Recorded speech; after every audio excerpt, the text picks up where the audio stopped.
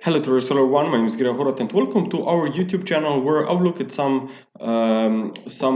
updated wave counts here. I will look at gold that I've been talking about recently a lot on Twitter, and then I will also look at S&P 500, DAX, Euro, and even a quick look at Bitcoin. So if we look at gold, as you know, I've been looking for potential reversal to the downside. Now back when Russia attacked Ukraine here back in February, March. So that's when there were a lot of fear run into metals. So this was overcrowded move, and I'm not actually surprised that market came to the downside. We have seen a very nice 5 waves down, followed by a 3 wave rise. So it looks like that sooner or later markets accept what is going on globally. Okay, so again, um, after that run into safety when metals flight, well, again, keep in mind that Fed is very hawkish,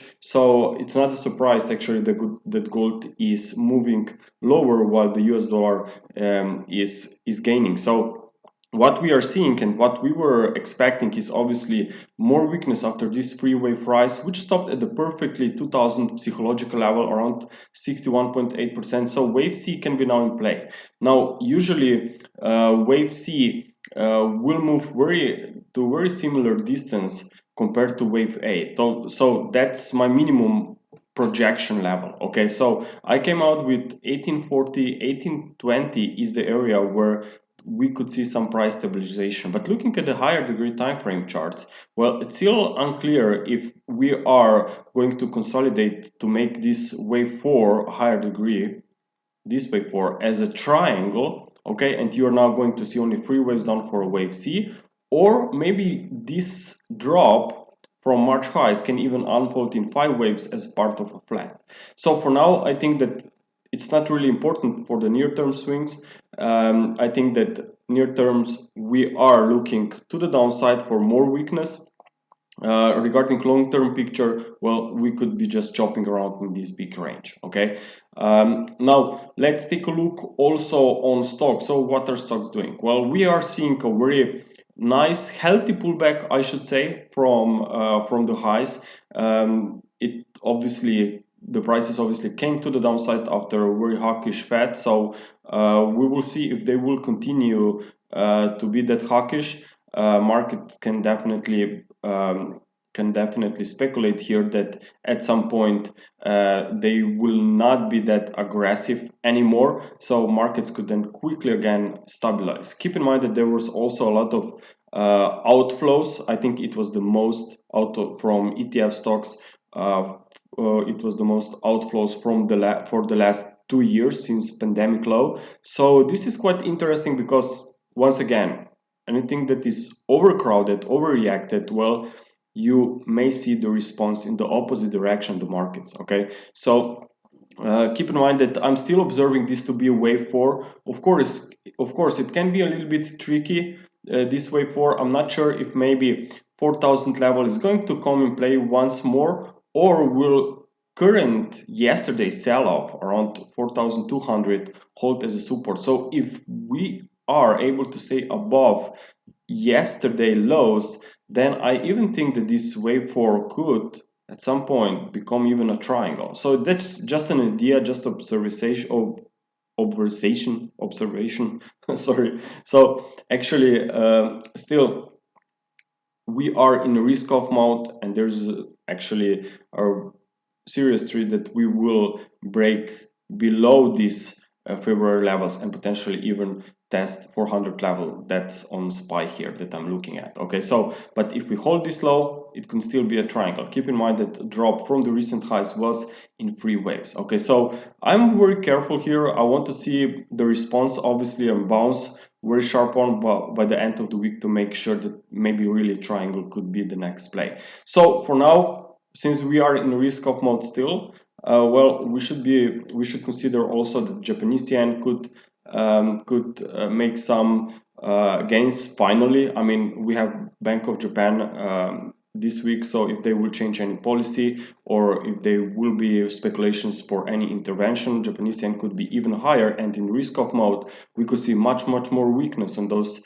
yen pairs. Okay, so I'm looking here at the euro yen, and to give you the perspective what I'm looking at here, at least in the short term, well, notice that this move to the upside was very strong and extended, so obviously there can be some healthy pullbacks, even if just temporary, back towards this previous, let me use this horizontal support here, back possibly even towards this previous June 2021 highs, and then you have also this swing low here that already retested once this on a pullback this previous highs here. So maybe that's the very nice sweet spot, I should say, around 134. And why I think that we could see this pullback, well, if you look closely here on the 4-hour chart, you can actually clearly count 5 waves up. More importantly, we have this broken trend line support with a divergence here at the top, which is very common between waves 3 and wave 5. Also keep in mind that this appears to be impulsive. Okay, here I have this 1-hour time frame, and you can see that I can easily count 5 waves to the downside. Okay, so that was wave 1, very nice extended wave 3, wave 4, and wave 5. So what would you expect after 5 waves down? Well, you should be aware of a 3-wave rise, but that doesn't mean that you should trade on the long side. That's just not my style. Okay, what I want to see here is some stabilization, corrective pose, meaning some choppy price action, and then I can identify this as a correction or a pose within downtrend, and then I definitely want to be positioned in the direction of this impulse, as long as this market trades below this high, obviously. Okay, so I'm looking for more weakness. It can be only temporary short-term weakness here for an ABC higher degree pullback, and then we just shot up higher again, but for now it looks like that there is some serious top formation here. Okay, now let's take a look also on German DAX. Now we are seeing some hawkish ECB comments for the last week or so. So sooner or later, maybe we'll see euro trying to stabilize, but it's still very, very weak and could see even drop towards 106, 107. So DAX obviously is going in the same direction for now, but I really love the idea that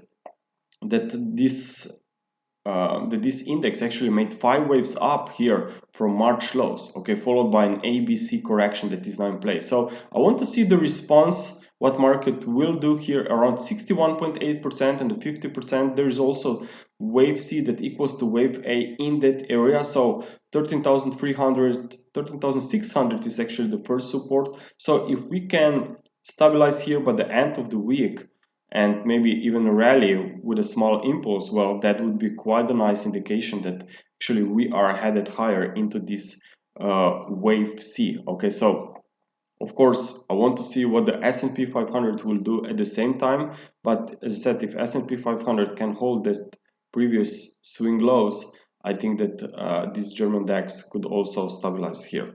So this is something that I'm watching here on stocks and FX. Now let's take a look very quickly here on Bitcoin. Well, it will be just this outlook here on the 4-hour time frame, because I think that at the moment that's the most important. Everyone is watching this lower channel line. Okay, so as long as we are chopping around here, there is not really any kind of a breakdown, but Elliott waves theory can give you an edge or advantage when you can expect a breakdown.